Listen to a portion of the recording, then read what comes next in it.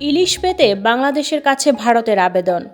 দুর্গাপূজা উপলক্ষে প্রতি বছরই ভারতে পাঠানো হতো বাংলাদেশের ইলিশ, কিন্তু আওয়ামী লীগ সরকারের পতনের পর সেই ধারাবাহিকতা বজায় না থাকার বিষয়টি এবার অনেকটাই নিশ্চিত।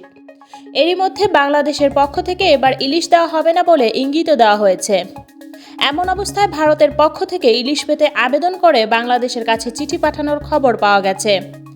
ভারতীয় সংবাদ মাধ্যম বলছে, প্রতি বছর সেপ্টেম্বরের প্রথম সপ্তাহ থেকেই বাংলাদেশ থেকে ইলিশ যায় ভারতে। তবে এবার ইলিশ যাবে কিনা তা নিয়ে প্রশ্ন উঠেছে, কারণ বাংলাদেশের রাজনৈতিক পরিস্থিতির পরিবর্তন ঘটেছে। প্রতিবার শেখ হাসিনা সরকার ভারতে ইলিশ পাঠানোর ব্যবস্থা করত, কিন্তু এবার পরিস্থিতি একেবারেই অন্যরকম।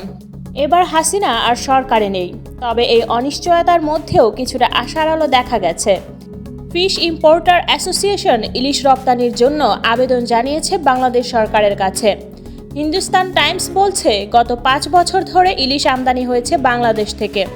এবারও সেই রীতি মেনে ভারতে ইলিশ পাঠানোর জন্য বাংলাদেশ সরকারের উপদেষ্টা তৌহিদ হোসেনের কাছে আবেদন করেছে ফিশ ইম্পোর্টার অ্যাসোসিয়েশন। গত বছরও 1300 মেট্রিক টন ইলিশ গিয়েছিল বাংলাদেশ থেকে।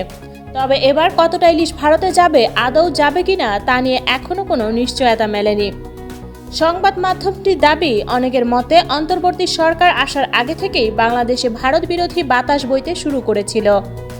তবে এবার সেই বাতাস কি ইলিশের উপরেও পড়বে? এসব নিয়ে আলোচনা তুঙ্গে।